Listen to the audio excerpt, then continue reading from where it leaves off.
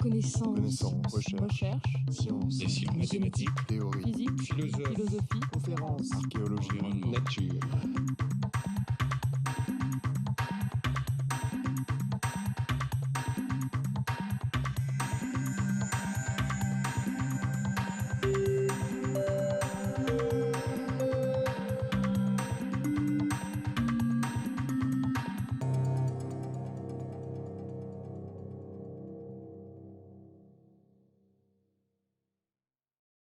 Donc, pour commencer, on a vu jusque-là les propriétés de ces modèles à résonance duale et on a vu comment, en particulier dans les séminaires du professeur Di Vecchia, comment on peut exorciser les modèles, c'est-à-dire éliminer les fantômes à un prix quand même assez élevé, c'est-à-dire d'aller dans des dimensions assez exotiques de l'espace-temps et au prix aussi d'avoir cette trajectoire des règles qui passent par 1 à t égale 0.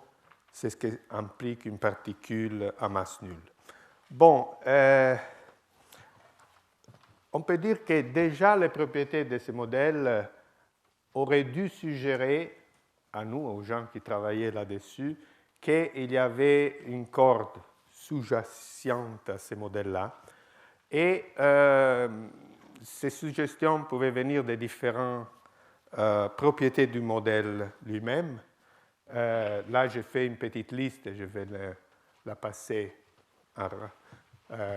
vite en revue. Donc, entre parenthèses, vous trouverez qu'il y a des petites imperfections dans les textes. Si vous suivez, vous trouverez qu'il y a des petites erreurs que j'ai trouvées même ce matin. Donc, on n'arrête jamais.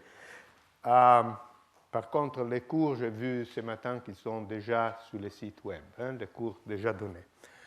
Alors, une première indication peut-être qu'il y a une corde sous-jacente, les modèles, c'est cette fameuse histoire de trajectoire rectiligne. Elles sont rectilignes dans les plans J, moment cinétique, vers la masse au carré. Et là, par erreur, sur vos transparences, il y a E, mais ça devrait être E à la puissance 2. Pardon. Donc, si je considère cette pente qu'on appelle alpha prime, que c'est la dérivée de J par rapport à M2, bon, qui expérimentalement, parce qu'expérimentalement, on voit des choses comme ça, vaut quelque chose comme 10 à la moins 13 cm par GeV, GeV, gigaelectron-volt, donc dans les unités qu'on utilise en physique des particules, c'est ça sa valeur. On peut prendre l'inverse de ça, qui donne une énergie par unité de longueur. Vous voyez 10 à la 13 GeV par centimètre. Donc, dans un centimètre, vous mettez beaucoup d'énergie. Bon, cette quantité-là a les dimensions, comme on les verra bientôt, d'une tension. Une tension, c'est une énergie par unité de longueur. Donc, c'est l'énergie, si vous voulez, que je dois fournir à la corde pour la allonger un petit peu. Donc, je vais souligner un fait important, que cette quantité-là, elle n'a pas besoin de la constante de Planck. Donc, c'est une relation classique, pour une corde classique, entre les moments cinétiques et la masse au carré. On va voir un exemple tout à l'heure.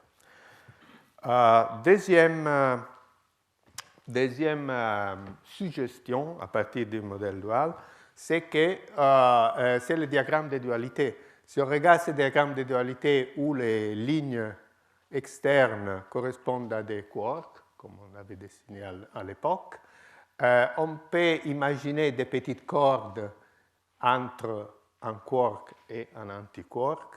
Et si on regarde par exemple le processus dans ces voies-là, le canal S, et ça c'est le temps, l'évolution dans le temps, on peut dire que ce diagramme-là décrit un processus où deux petites cordes, des pions, se touche à un certain point, à un certain moment, elle devient une corde excitée, très longue, et après cette corde excitée se brise en deux parties, ici, et il donne l'état final.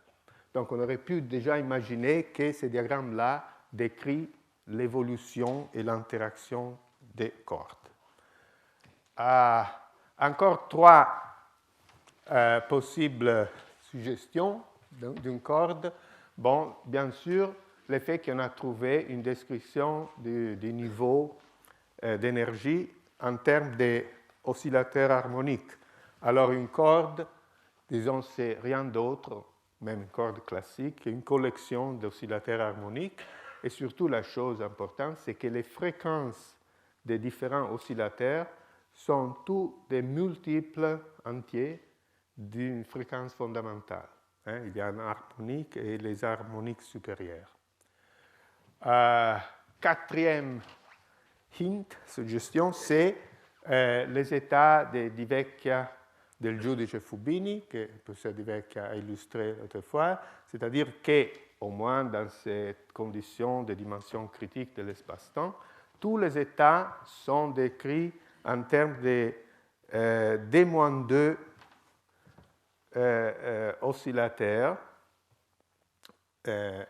Alors, si on pense à une corde, les degrés de liberté d'une corde, des vibrations d'une corde, sont les déplacements perpendiculaires à la corde elle-même, c'est-à-dire des mouvements dans la direction de la corde elle-même, elles ne sont pas visibles. Donc, effectivement, si on réfléchit bien, on comprend que les degrés de liberté d'une corde sont proportionnels au nombre de dimensions de l'espace-temps, moins 2.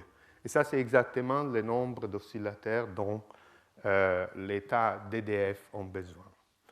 Et finalement, on avait introduit cet objet Q de Z et on avait regardé les commutateurs, on peut regarder les corrélateurs de 2Q. Et vous vous rappelez qu'il y avait un logarithme de la différence de 2Z. Et ça, c'est typique des fonctions de corrélation en 2 dimensions. Bon, pourquoi 2 dimensions? Bon, il y a des raisons qu'on va voir bientôt. Pourquoi une corde aime bien 2 dimensions. Ce ne sont pas les dimensions de l'espace-temps, ce sont 2 autres dimensions dont on va voir l'importance. Alors, donc, mais c'est vrai qu'à partir de tous ces éléments que je viens de mentionner, quand même, beaucoup de gens avaient prononcé le mot corde, où il y avait aussi la rubber band, la bande élastique, des choses comme ça, donc, par analogie.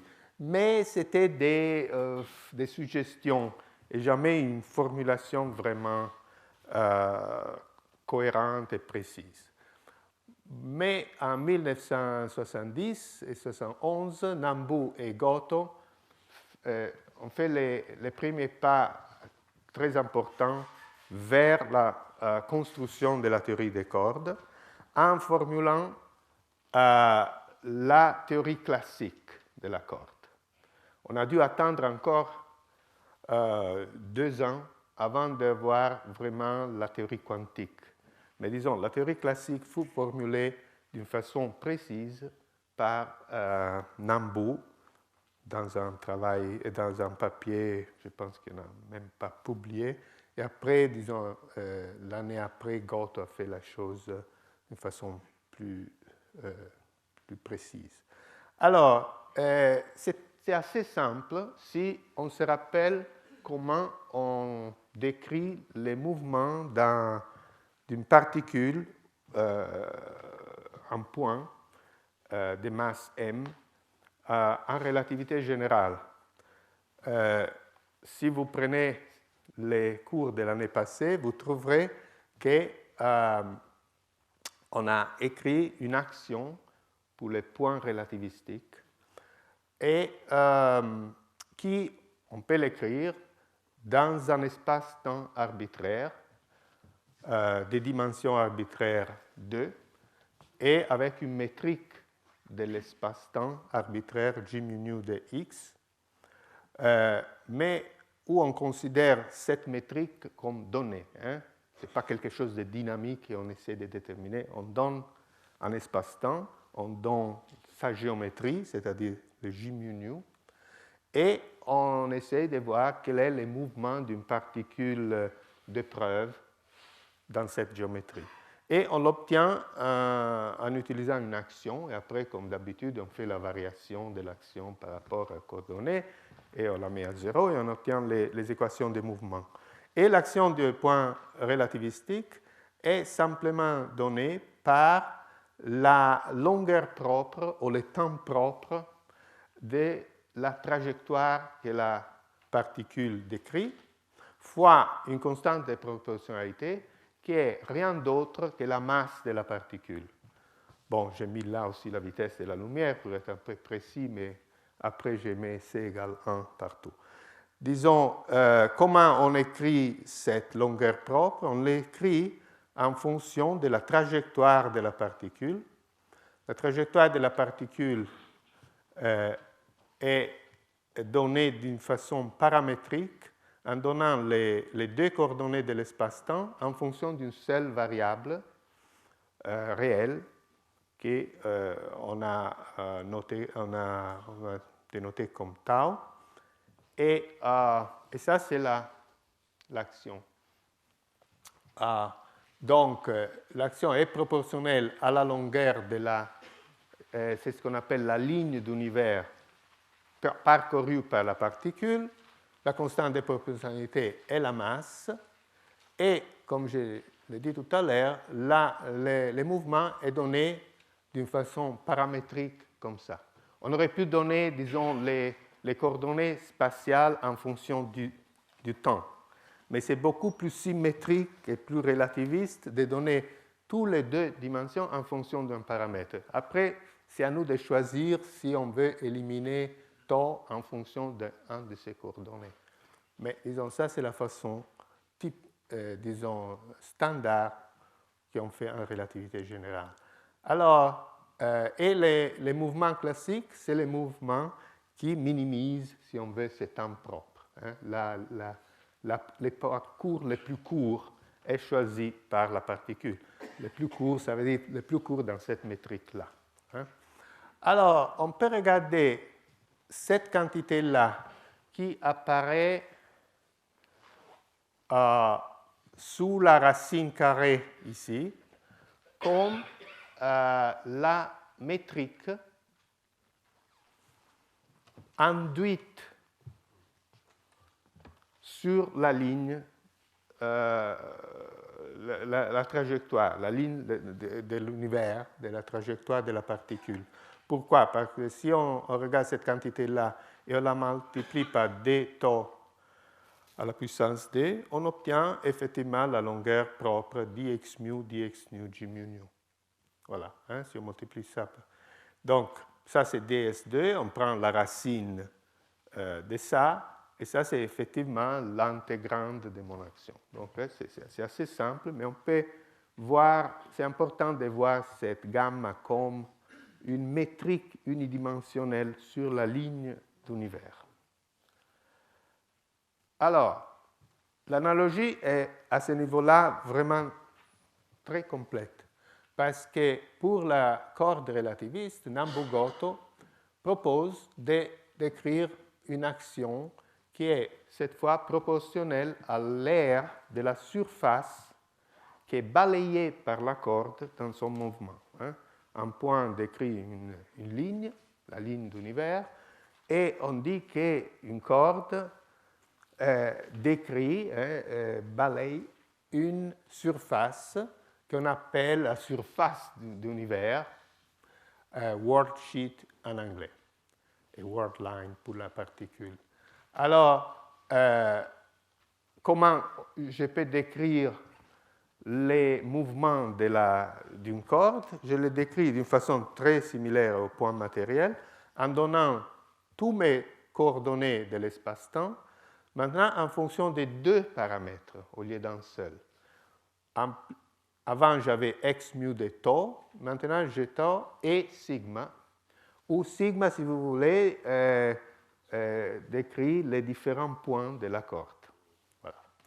Alors, comme la corde est quelque chose de compact, hein, elle peut être fermée ou ouverte, mais c'est quand même quelque chose de compact. Tandis que l'évolution de la corde peut aller de moins infini à plus infini, il y a quand même une petite différence entre ces deux paramètres. Hein, et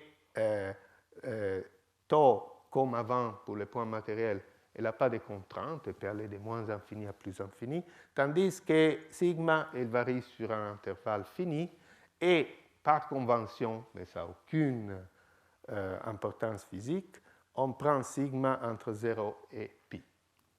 Voilà, c'est la convention. Mu, il varie sur toutes les variables de l'espace-temps. Alors, Nambu-Goto avait écrit cette action dans l'espace-temps de Minkowski, donc avec une métrique eta mu nu, mais nous, on va l'écrire parce que c'est très facile à ce niveau-là. Hein. Après, ça change, mais à ce niveau-là, c'est facile de l'écrire dans une métrique arbitraire. Alors, on utilise souvent ces conventions de notation qui on écrit grand X pour la corde, pour la coordonnée de la corde, et pas petit x comme pour les points. Et on utilise aussi ces grands G pour la métrique.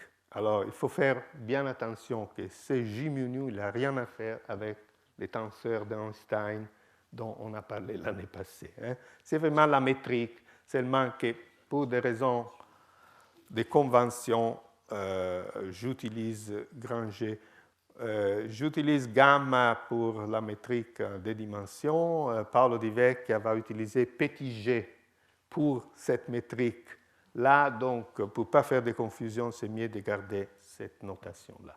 Alors, l'analogie est parfaite parce que l'élément d'air de la surface, c'est la racine carrée du déterminant de la métrique induite sur la surface. Vous vous rappelez, par exemple, en relativité générale, les quadrivolumes invariants, c'est intégrale d4x racine de moins g. Hein? C'est ce qu'on écrit toujours dans l'action de la relativité. Et là, disons, la seule chose est qu'au lieu d'utiliser la métrique grand G, on doit utiliser la métrique qui est induite sur la surface par cette relation entre les x mu et les xi. Donc, la métrique induite, c'est ça, hein, parce que gamma alpha bêta dxi alpha dxi bêta nous donne exactement dx mu g mu nu, qui est l'élément des lignes. Donc, c'est les déterminants, plutôt moins les déterminants de gamma, qui nous donnent l'air. Okay? C'est une question de géométrie différentielle qui est assez standard. Donc, c'est ça que l'action de Nambu-Goto, c'est rien que ça. Donc, c'est l'intégrale sur la surface qui est décrite par ces paramètres xi, xi0 et xi1. Xi0 est tau, xi1 est sigma, mais quelquefois j'utilisais cette notation, comme ça je mets ensemble les deux coordonnées, et cette racine d. Donc, ça c'est la surface. Là, j'ai oublié un t. Donc, il y a une constante de proportionnalité entre l'action et l'air. Et cette constante de proportionnalité qui joue le même rôle de la masse pour la particule s'appelle la tension de la corde. Hein. Je l'appelle grand T, qui est la notation standard, et il y a un T qui manque ici, bien sûr. Alors l'analogie, hein, vous pouvez le regarder vous-même, c'est vraiment très, très strict. Alors, à nouveau, l'analogie continue au niveau classique. Si je vais étudier les mouvements classiques de la corde, bon, les mouvements classiques sont les mouvements qui minimisent cette surface. l'aire de cette surface. Donc je dois choisir la surface qui minimise l'aire de même façon que les points matériels minimisent la longueur. La différence est que dans l'espace de Minkowski, le mouvement d'un point est banal. C'est un mouvement rectiligne uniforme. On trouve tout de suite que l'équation, c'est dérivée seconde de x par rapport à tau égale 0. Ça veut dire que la particule bouge avec une vitesse constante. Donc, c'est très banal. Pour la corde, déjà, les mouvements de la corde dans l'espace de Minkowski ne sont pas banals. Il y en a beaucoup de possibles. On va en voir un bientôt. Mais disons, donc c'est déjà assez compliqué au niveau classique. Et bien sûr, il devient encore plus compliqué au niveau quantique, si bien qu'on va reproduire des choses très, très proches de ce qu'on a vu dans les modèles d'Oire. Alors, il y a d'autres différences à ce point-là, que si on fait une théorie des particules sans dimension, des points, on a la possibilité de rajouter à l'action que je viens d'écrire d'autres termes qui décrivent d'autres particules avec des masses différentes, par exemple. Voilà, je peux écrire ça pour un électron, après je rajoute une autre pour un muon. Donc, en faisant ça, j'introduis beaucoup de paramètres. Par exemple, les masses de chaque particule. Donc, aussi, disons, là, c'est la particule libre, mais si je vais mettre des interactions entre deux particules, ce n'est pas facile dans la théorie, je dois les mettre à la main, et ce n'est pas tout à fait banal. Comment introduire des interactions entre particules sans dimension dans ces langages-là est assez difficile. Et c'est pour ça, d'ailleurs, que je pense que les gens ont abandonné cette voie-là et ils ont passé à la théorie des champs, qui nous permet de décrire des interactions entre particules d'une façon beaucoup plus facile. Bon. Par contre, pour la corde, on va voir que ça va être assez facile, presque automatique, d'avoir des interactions qui ont aussi un caractère géométrique et sont fixées par la théorie elle-même. Donc, il n'y a pas d'arbitrariété dans les interactions qu'on peut rajouter. Et au même titre, on ne peut pas rajouter d'autres cordes avec d'autres tensions. Disons, il y a juste ce paramètre T, et pratiquement c'est tout. Le reste découle. Interaction, états différents et tout ça. Donc, c'est un cadre plus grand, disons que c'est une extension du concept des particules élémentaires comme un point, mais en même temps, c'est un cadre beaucoup plus restrictif, beaucoup plus prédictif, si on veut. Et c'est pour ça la raison qu'il n'a pas marché, parce qu'il était trop prédictif. Donc, on va avoir seulement un paramètre T, et pas comme différentes masses, et on aura les interactions gratuitement, si vous voulez. Pour l'instant, on va décrire des cordes libres, mais disons, les interactions vont suivre. Alors, si une chose très importante sont les contraintes, parce qu'ils seront liés finalement aux conditions qu'on a vues la semaine passée de Virasoro, qui sont essentielles pour éliminer les fantômes. Alors, quelles sont les contraintes? Bon, il existe déjà pour les points matériels, parce que si ils sont liés à l'invariance de l'action que je viens d'écrire par rapport à des possibles reparamétrisations des coordonnées tau ou tau et sigma. C'est-à-dire, moi, je décris mon mouvement avec un paramètre tau, mais je peux choisir un autre paramètre, tau prime, qui est lié à tau par une relation, Et je peux vérifier que l'action est invariante par rapport à un remplacement de tau par tau prime.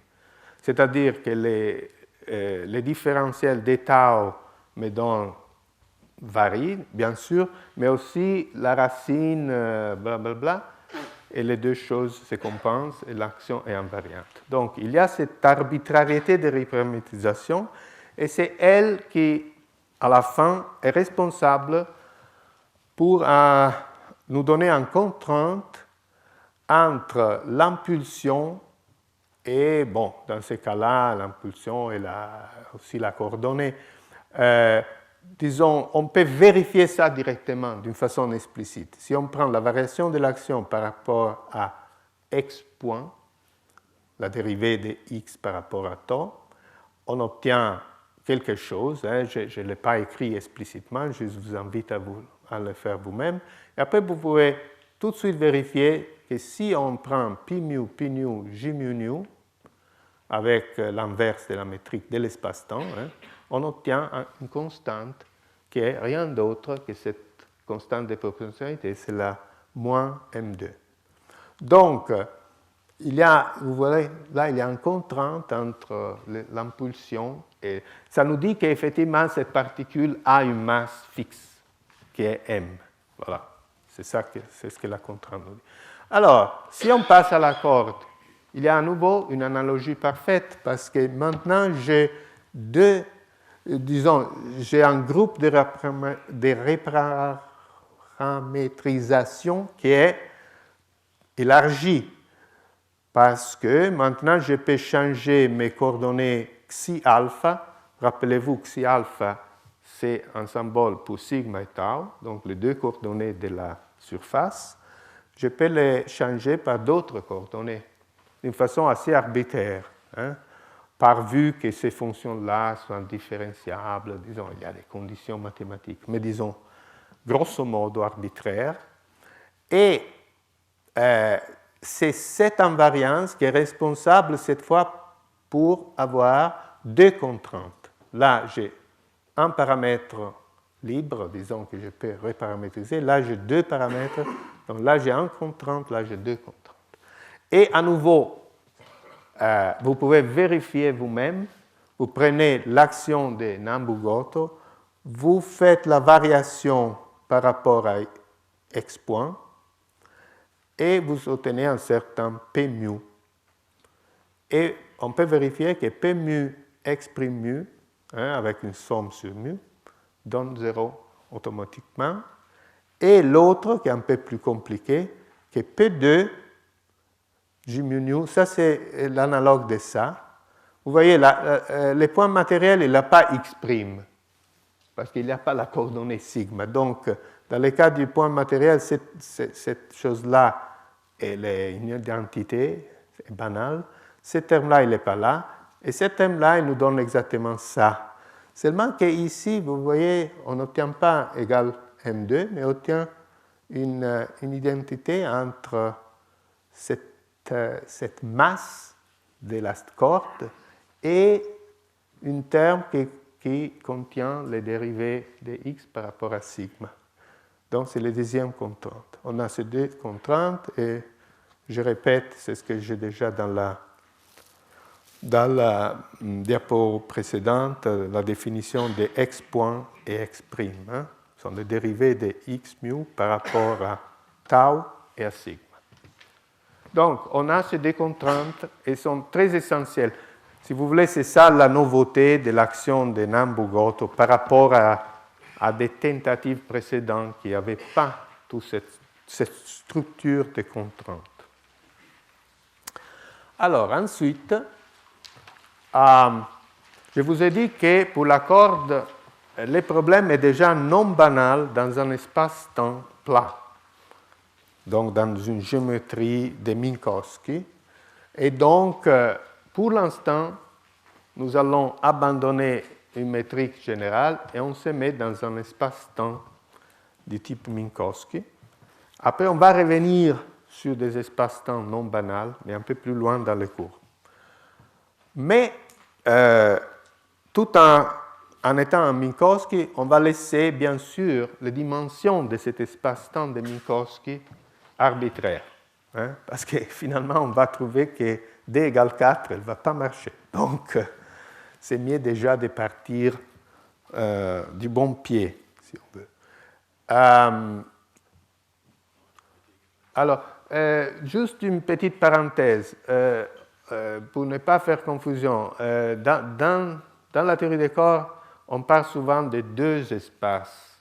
Il y a l'espace-temps, qu'on appelle aussi target space, je pense en français ça devait être l'espace cible, voilà, et l'espace et la surface d'univers.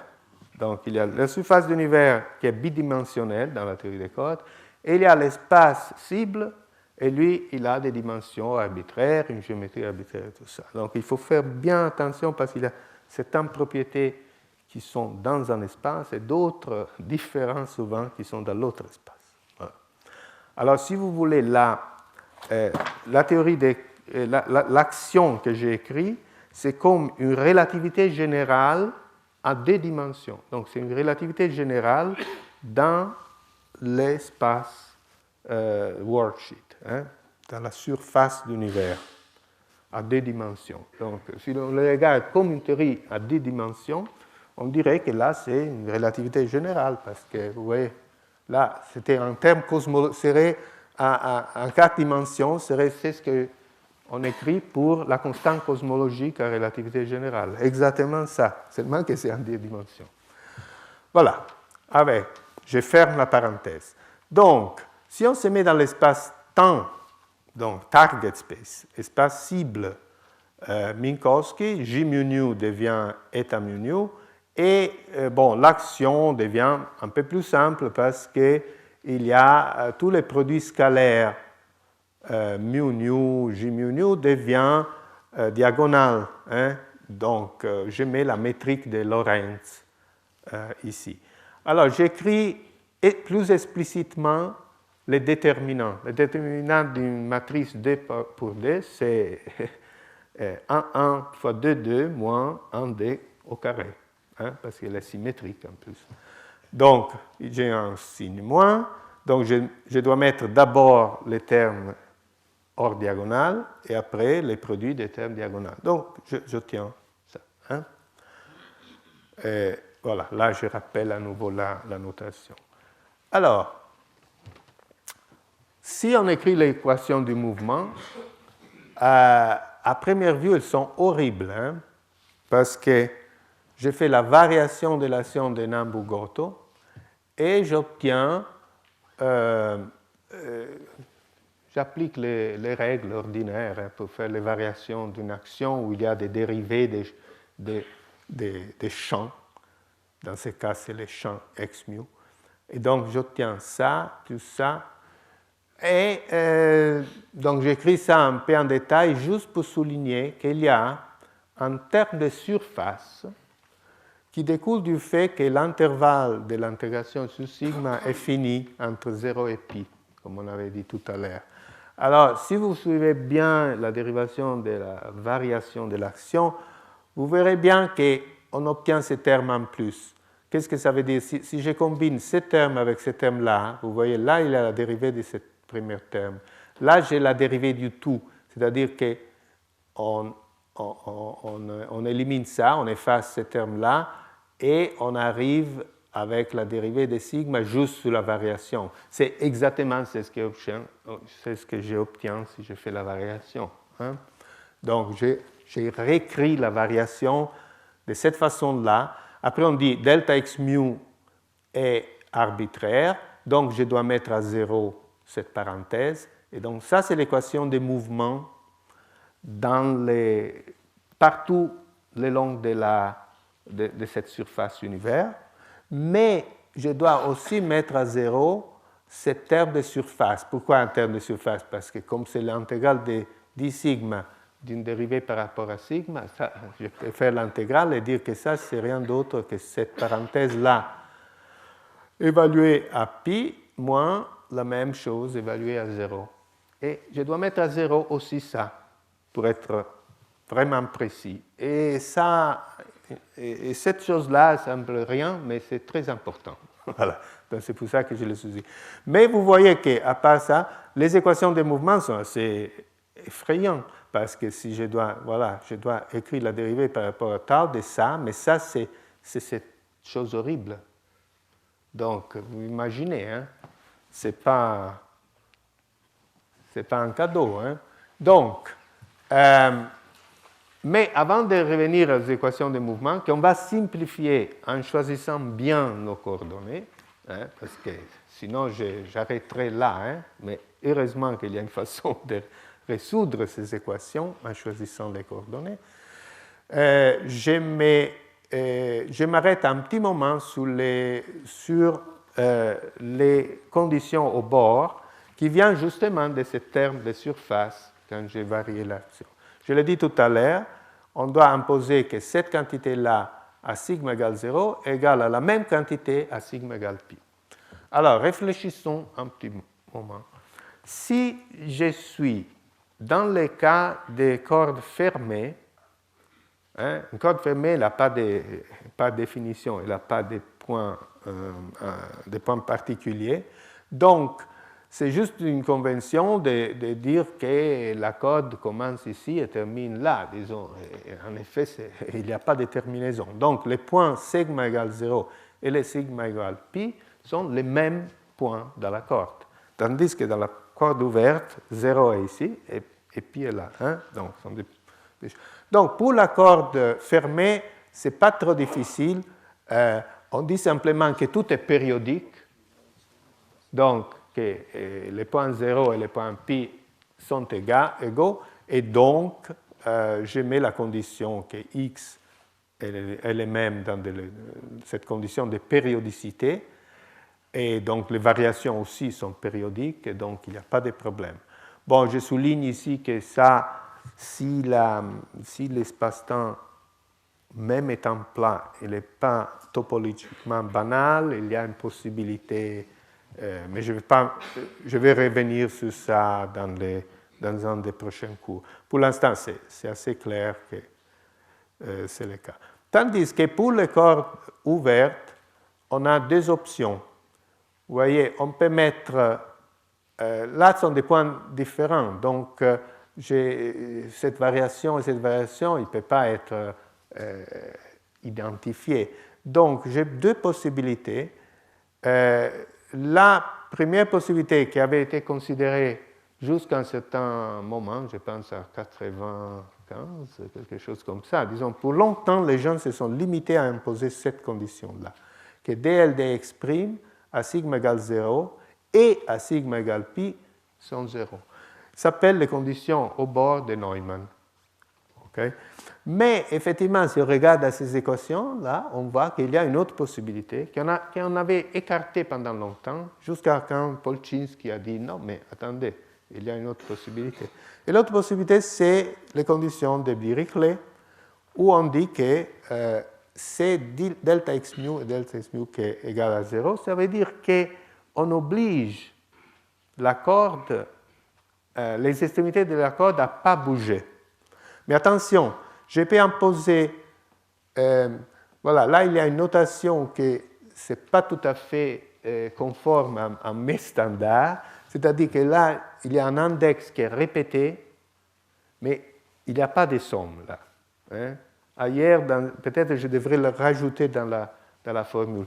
C'est-à-dire que comme chaque delta x mu peut être choisi indépendamment, il faut imposer cette condition pour chaque mu et pas pour la somme sur mu. Hein? Donc, d'habitude, nous, quand on fait ça, on doit écrire no sum, hein? Pas de somme sur mu. Donc, on peut imposer, par exemple, cette condition de Neumann pour certains mu et les conditions de Dirichlet pour d'autres mu.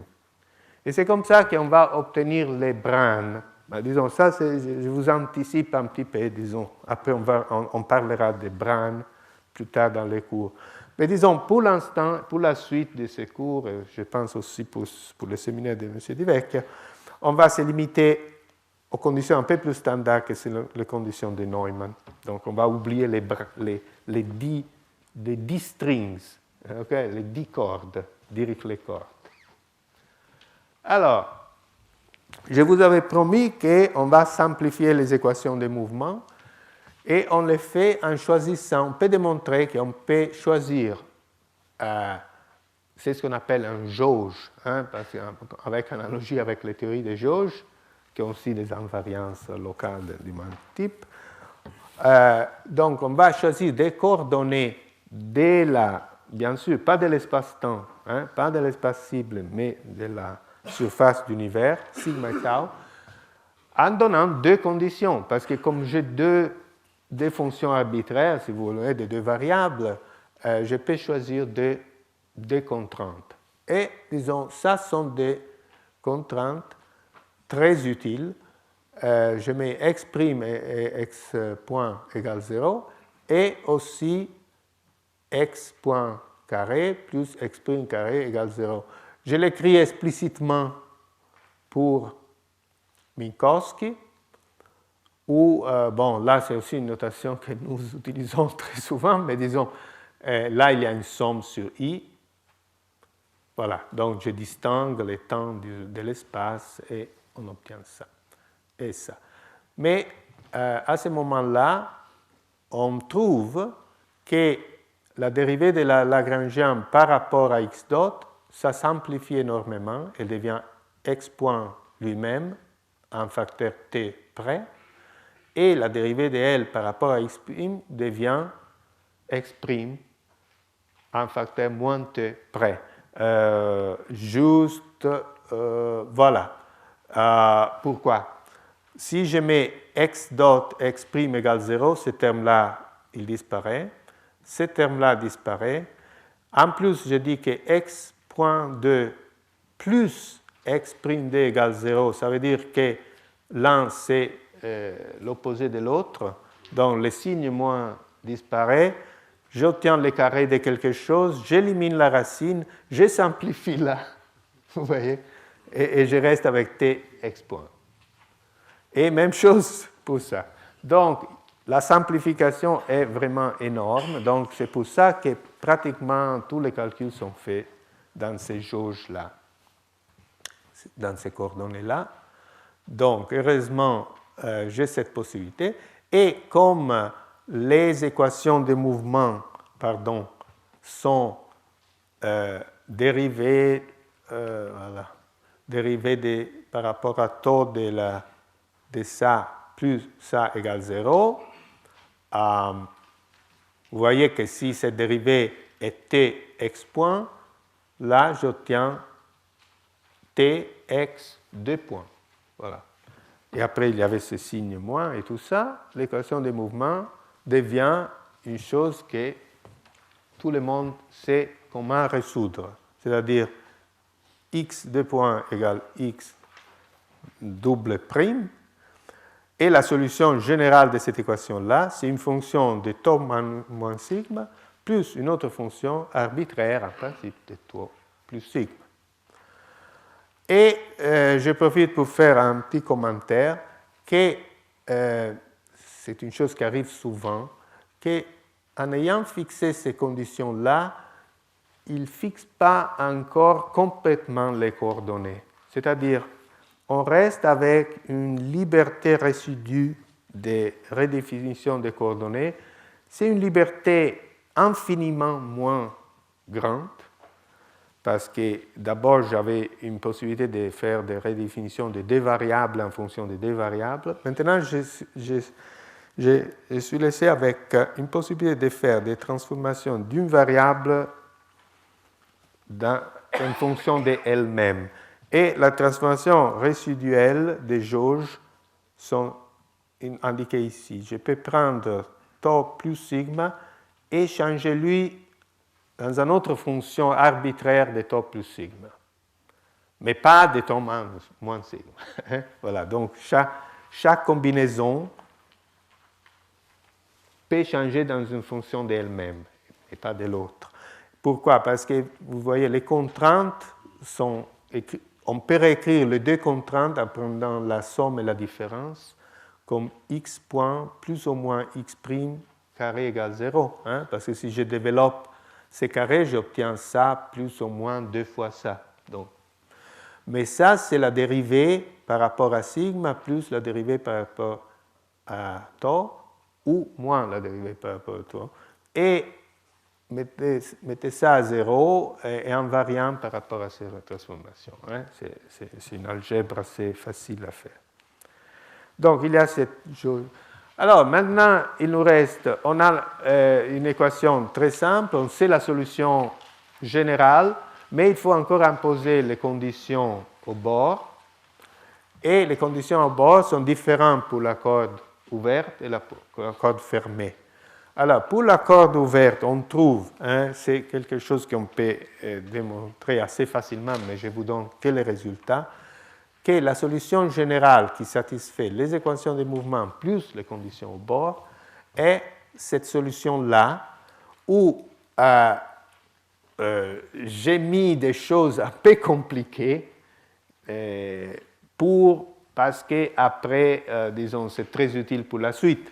Mais, disons-le clairement, c'est ce que je veux dire, c'est que la solution plus générale a une constante, un terme linéaire en tau, qui j'appelle 2 alpha prime pi mu, mais j'aurais pu l'appeler n'importe quoi. Okay? Et aussi là, il y a des coefficients, cet facteur-là, cette racine n, je peux tout englober dans un seul coefficient hein, qui multiplie l'exponentielle moins i n tau cosinus de n sigma. Et là, je rajoute les complexes conjugués de l'autre parce que x mu, c'est quelque chose de réel. Hein? Ce n'est pas complexe. Donc là, c'est une fonction réelle qui contient plusieurs constants arbitraires. Voilà. Q mu, pi mu, a n mu et son complexe conjugué. Pourquoi ça, c'est une bonne solution? Parce que, vous voyez, si vous prenez la dérivée par rapport à sigma de cette expression-là, vous obtenez les sinus de sigma, de n sigma, mais le sinus de n sigma est égal à 0, à sigma égale 0 et à sigma égale pi. Donc c'est pour ça que j'ai un cosinus. Si j'avais mis un sinus, je serais perdu. Par contre, la corde fermée est périodique en sigma, et donc j'ai un peu plus de liberté. Et essentiellement, c'est ce qu'on trouve, c'est qu'on double le nombre de fonctions arbitraires. Parce qu'elle est vraiment une fonction de tau moins sigma, plus une autre fonction de tau plus sigma. Et je n'ai pas de liaison avec les deux fonctions. Tandis que pour la corde ouverte, je dois corréler les deux fonctions arbitraires d'une façon que j'ai cette condition au bord. Hein? Voilà. Et donc là, c'est la solution, mais ce n'est pas encore la fin parce que les contraintes deviennent pratiquement les conditions que j'avais imposées sur les coordonnées. Donc, je dois encore dire que, donc, vous voyez, si vous écrivez des formules comme ça, et vous donnez tous ces coefficients d'une façon arbitraire, en général, ce n'est pas vrai que ces conditions sont satisfaites. Donc, je dois encore imposer ça. Donc, tout ça a l'air très abstrait, et donc c'est toujours utile, je pense, de faire un petit exemple, okay, où on voit tout est bien, tout explicitement. Alors, je répète, là, c'est les équations de mouvement, et là sont les contraintes. Et on discute une corde ouverte et un mouvement qu'on peut appeler celle d'une baguette ou qui rigide en rotation. Hein? On va voir ces mouvements-là, qui est très spécial, mais très, très intéressant aussi en soi-même. Mais je fais d'abord un petit remarque générale, que l'effet que x' égale 0 à sigma égale 0 et pi, dans les conditions de Neumann pour la corde ouverte, implique quelque chose d'intéressant. Si x' égale 0, ces deux termes-là, elles ne sont pas là à sigma égale 0 et pi, hein, pas partout. Hein. Seulement aux extrémités, ces deux termes-là ne sont pas là. Mais alors, j'obtiens une relation entre, et là, il y a la somme sur i que heureusement j'ai mis ici, mais elle devrait être là aussi. Donc, si je divise l'équation par x.0 au carré, j'obtiens cette relation-là. Somme sur i dxi dx0 au carré égale 0. Mais là, ça, c'est les composantes de la vitesse, parce que c'est la dérivée de l'espace par rapport au temps. Okay? Et donc, cette équation-là, il me dit que la vitesse est égale à plus ou moins 1. Disons, la vitesse est égale à 1. Et comme je suis dans des unités où c égale 1, ça veut dire que les extrémités d'une corde ouverte de Neumann doivent forcément voyager avec la vitesse de la lumière. Voilà. Et ça, c'est général. Hein? Maintenant, on va voir ça en particulier dans une solution très simple, qui est cette solution-là. Vous voyez, j'ai écrit x0 égale une constante fois tau, et x1, x2 comme la même constante, on trouve qu'on doit mettre la même constante pour satisfaire les contraintes, fois cosinus tau, cosinus sigma, et sinus tau, cosinus sigma. Vous vous rappelez, il y avait toujours le cosinus sigma pour... Donc, si vous voulez, j'ai pris dans mon truc seulement le terme n égale 1, pour les composants x1 et x2, et pour la x0, j'ai mis seulement les termes tau, linéaires dans le temps, et pour les autres coordonnées, je les ai mis à 0. Voilà. C'est vraiment la chose la plus simple. Elle décrit un mouvement qui ne bouge pas dans les directions 3, 4 jusqu'à d-1, mais il bouge, d'accord, dans les directions x1 et x2. Et vous voyez, avec un mouvement périodique, parce qu'il y a des sinus et des cosinus. Vous pouvez vérifier vous-même, hein, c'est très facile, qu'avec cette solution-là, on satisfait les contraintes. Hein. C'est très facile. Alors, on peut étudier, hein, je vous invite à le faire vous-même, mais je vous donne les résultats. Donc, on trouve que ce mouvement-là, c'est comme une petite baguette rigide qui tourne autour de son centre. Son centre, c'est le point sigma égale pi sur 2, qui ne bouge pas parce que les cosinus de sigma pour sigma égale pi sur d est 0. Donc, x1, xd sont 0 à sigma égale pi sur d à n'importe quel temps. Donc, ces points-là, ils ne bougent pas.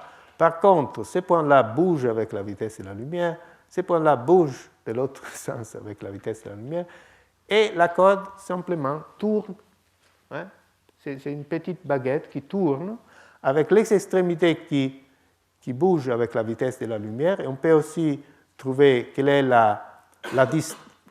disons, comment on paramétrise la distance physique d'un point de la corde du centre.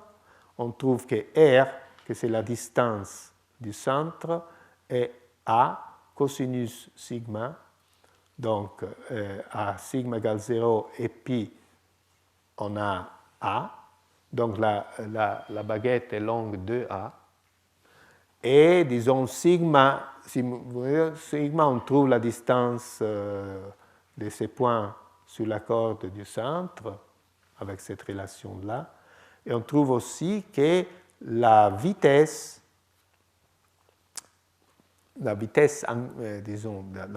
effectivement, les valeurs absolues de la vitesse est proportionnelle à la distance du centre. Donc ça veut dire que c'est rigide, hein, parce que si la vitesse est proportionnelle à la distance, donc c'est vraiment un mouvement rigide. Et la chose intéressante de ces mouvements-là, c'est de calculer différentes quantités pour ce mouvement de la corde, en particulier l'impulsion, l'énergie et les moments cinétiques de cette corde. Alors, pour l'impulsion, les composants spatiales de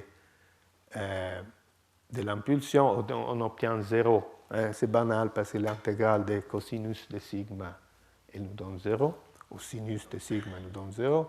Donc, bon, parce qu'elle est dans son centre de masse, on dit. Mais pour l'énergie, on obtient, avec un petit calcul, pi ta. Voilà.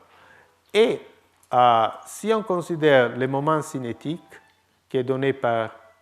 Le moment cinétique est seulement dans la direction 3, si on est en 3 dimensions. Mais disons, en 2 dimensions, on doit parler du moment cinétique avec 2 index, en 2.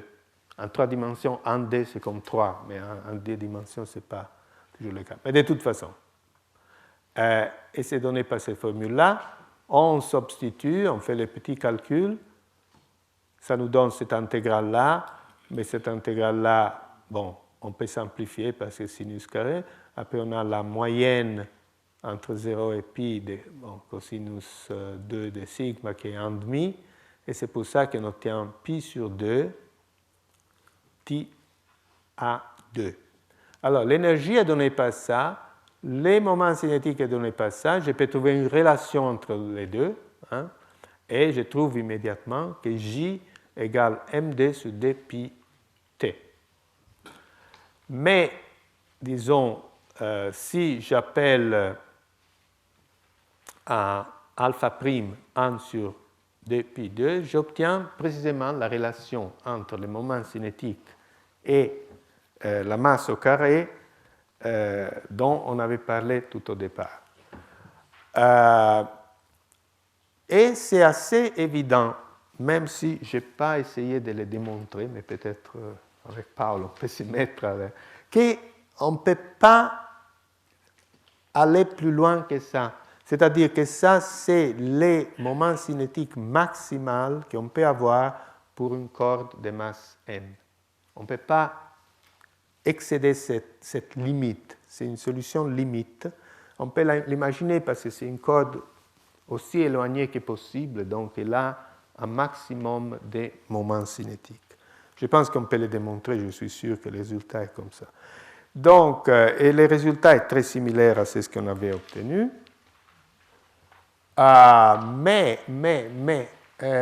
Bon, un petit remarque.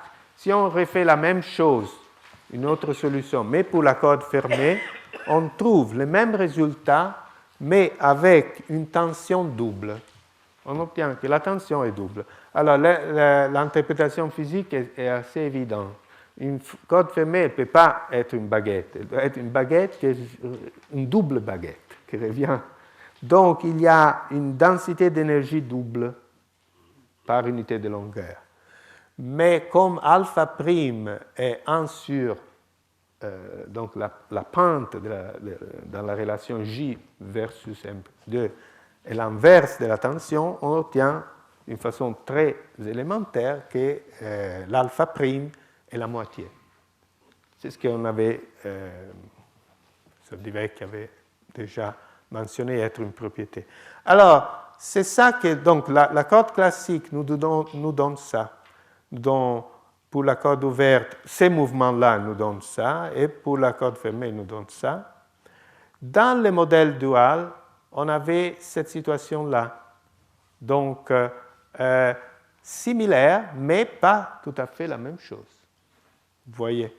Alors, là, il n'y a pas H bar, c'est tout classique. J est continu, peut avoir n'importe quelle valeur réelle. La masse aussi, donc il n'y a pas de quantisation du moment cinétique ou de la masse. Il y a une similitude, mais il y a quand même des choses qui ne sont pas tout à fait les mêmes. par exemple, on ne peut pas avoir dans la corde classique un moment cinétique sans avoir de la masse. Hein? Si vous croyez à ce que je vous ai dit, que ça c'est le maximum qu'on peut avoir comme moment cinétique. Donc il y a encore des différences, mais bien sûr, donc la réponse à ça, c'est que les modèles duals correspondent à une corde quantique et pas classique. Donc, comme on est encore au niveau classique, on ne peut pas s'attendre à un accord parfait. Je vois que mon temps, il passe vite. Voilà. Alors, la dernière chose, c'était de passer justement à la quantisation de la corde. Alors, et là, les différences entre la théorie des cordes et la théorie d'un point commencent à être encore plus évidentes parce que pour un point matériel, je peux faire la quantisation dans n'importe quelle métrique, dans n'importe quelle dimension de l'espace-temps, mais pour la corde, il s'avère que ça, ce n'est pas le cas et que 2, donc les dimensions de l'espace-temps, doit prendre une valeur qu'on appelle la valeur critique, disons, c'est la valeur. Alors, la quantisation de la corde, elle n'est pas tout à fait facile. On peut la faire dans différentes façons, mais disons, heureusement, on a trouvé que n'importe quelle méthode, il nous donne toujours, si on fait bien les calculs, toujours les mêmes résultats.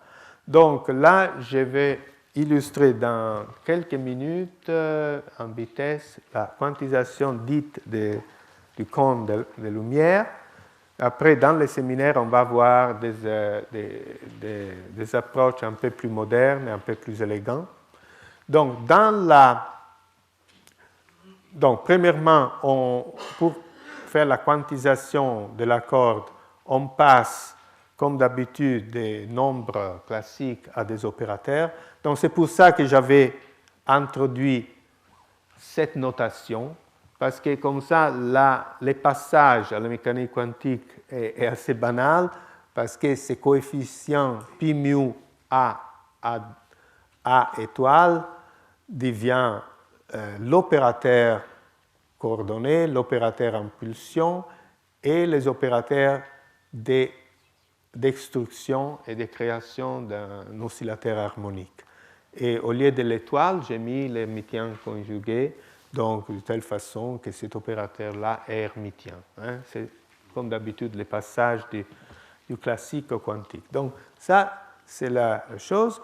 Il nous donne, et disons, si je mets les règles de commutation canoniques entre Q et P et A et A dagger, on obtient, disons, les règles de commutation de la théorie des champs, si vous voulez, pour le champ x mu et son champ canonique conjugué qui est P nu. Et là, j'ai mis h bar égale 1. Mais on doit encore tenir compte des contraintes. Et à ce moment-là, j'utilise cette liberté de résiduelle dont j'ai parlé tout à l'heure pour fixer encore quelque chose et je peux arriver à identifier une coordonnée, par exemple avec tau lui-même à un petit coefficient près. C'est-à-dire que j'ai choisi ce qu'on appelle la quantisation dans les cônes de lumière. Je ne prends pas le temps comme j'avais fait pour ma corde classique, mais j'ai fait comme un boost de Lorentz infini, si vous voulez, et j'identifie avec tau x0 plus ou moins une des coordonnées de l'espace. Hein? C'est ce qu'on appelle les jauges du cône de lumière. C'est très utile parce que, bon, on les voit tout de suite. Donc, l'impulsion dans cette direction de lumière est donnée par pi. Pi, c'est mon opérateur d'impulsion. Mais si vous voulez, c'est ce que j'ai fait avec mon choix des coordonnées, c'est d'éliminer dans x plus tous les oscillateurs. Je n'ai pas des oscillateurs de type plus. C'est plus, là, c'est un plus dans l'espace-temps. Hein? OK. Donc, l'utilité des camps de la lumière, c'est que les produits scalaires de Lorentz est la coordonnée plus fois la coordonnée moins. Donc, pour résoudre l'équation du contrainte, donc quand j'ai x à la puissance 2, je peux écrire ça comme x plus fois x plus point fois x moins point. Et donc, c'est facile de résoudre l'équation pour x moins. Donc, une fois que j'ai fait ça, l'ex point moins est exprimé en fonction des x transverses, qui sont seulement 2 moins 2, divisé par x point place. Mais ça, disons, c'est déjà, on résout d'une façon facile les contraintes. C'est ça, si vous voulez, l'utilité de ces jauges-là. Donc, on a ça. Et donc, à travers ces équations, on peut exprimer tous les oscillateurs du type moins. Les types 0 sont 0. Les types moins, je l'exprime à travers les oscillateurs transverses. Mais attention, ils sont bilinéaires dans les oscillateurs transverses. Donc, ils sont assez compliqués. Hein? Je répète, il y a 2 moins 2 objets qui sont complètement libres, ils ont leurs oscillateurs transverses. Et après, pour les composants plus, je les mets à 0, à part l'impulsion. Et pour les composants moins des oscillateurs, je résous les contraintes et je peux l'exprimer en termes des oscillateurs transverses, mais d'une façon assez non linéaire, bilinéaire, si vous voulez. Hein? Donc, disons, il y a des formules explicites. Bon, on dirait que c'est la fin. J'ai résolu les contraintes, j'ai la solution, j'ai donc mon spectre d'état, et comme je suis resté qu'avec les oscillateurs transverses, apparemment, j'ai résolu les problèmes des fantômes et je n'ai pas trouvé ni alpha 0 égale 1, ni d égale 26. Donc, il semblerait que cette méthode-là me donne une théorie cohérente sans aucune contrainte sur le nombre de dimensions. Alors, on peut se demander si la corde est beaucoup plus astucieuse que les modèles duals qui, par contre, lui, il avait besoin de toutes ces choses-là. Et en effet, malheureusement, la réponse est négative. La corde n'est pas plus intelligent que les modèles duals. Et là, le problème qui est un peu caché, c'est qu'en ayant choisi cette jauge particulière où j'ai identifié une composante de la corde avec la coordonnée tau, je ne suis pas manifestement invariant de Lorentz. Alors, je dois vérifier à la main si effectivement l'algèbre des générateurs du groupe de Lorentz est l'algèbre normale ou s'il y a ce qu'on appelle des anomalies à cause du fait qu'il y a un conflit entre l'invariance et la mécanique quantique. On a parlé d'anomalies dans les cours précédents, je ne vais pas me répéter. Alors, l'algèbre de Lorentz est écrit là. Là sont les générateurs du groupe de Lorentz. On avait vu tout à l'heure une rotation dans les plans 1-2, mais là sont en général les groupes de Lorentz plus les rotations, hein, tous les groupes de Lorentz. Alors, je dois vérifier ça.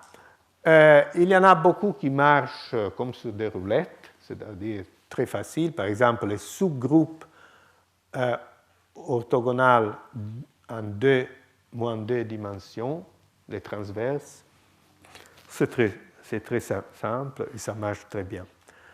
Et en effet, il y a seulement un endroit où les choses se coincent. Et c'est exactement quand on considère ces composants dans la direction moins, c'est la direction non banale, parce que les oscillateurs dans la direction moins sont exprimés à travers les oscillateurs transverses par des relations non linéaires. Donc, quand on fait ça, on obtient des choses assez compliquées. Par exemple, le générateur M plus 1, plus en bas équivaut à un moins à haut, hein, donc avec les règles de la métrique de Lorentz. Donc, c'est ça l'objet dangereux, parce que ce générateur du groupe de Lorentz, il est trilinéaire dans les oscillateurs. Alors, on doit faire une commutation entre eux, parce que, disons, par exemple, cette commutateur devrait donner 0 si on utilise la formule générale, parce que eta plus plus est 0. On fait les calculs et on trouve, et là c'est le résultat de Goldstone, Goddard, Rebbe et Thorne, que ce n'est pas automatiquement 0, ce commutateur.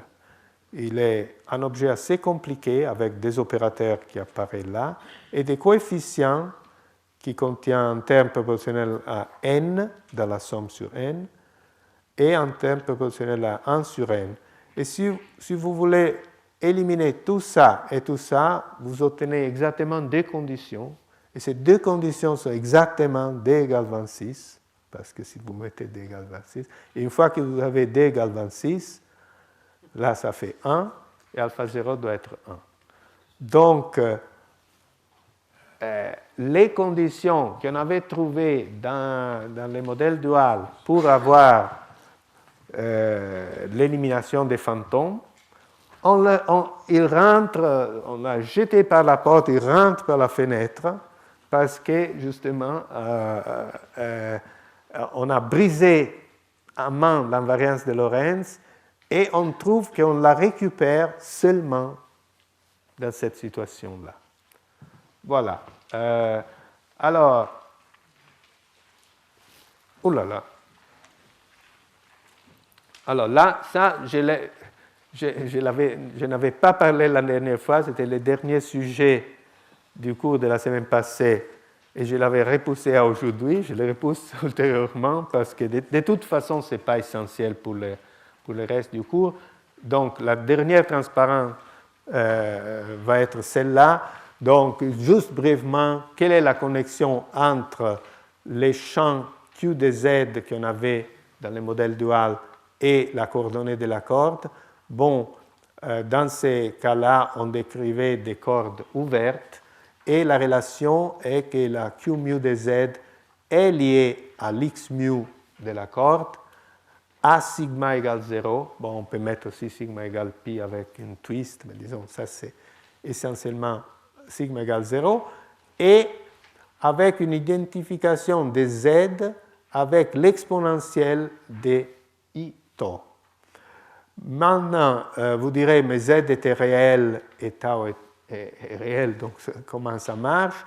Bon, effectivement, on peut faire tout avec un Z complexe, ou autrement, on peut dire qu'on travaille avec les temps euclidiens, c'est-à-dire on passe des temps à I tau euclidien, et donc, si on travaille avec un temps euclidien, tout marche bien. Et dans la corde fermée, je pense peut-être que vous l'avez vu dans le séminaire, il y a un Q mu de Z et Z bar. Et là, à nouveau, l'identification avec les coordonnées tau et sigma de la corde sont données ici. Donc, les temps euclidiens contrôlent la valeur absolue de Z et les sigma contrôlent la phase. Bon, je pense que je dois absolument m'arrêter ici et on se retrouve dans 10 minutes, disons, pour le séminaire qui va faire la quantisation de la corde d'une façon beaucoup plus élégante et précise aussi. Merci beaucoup.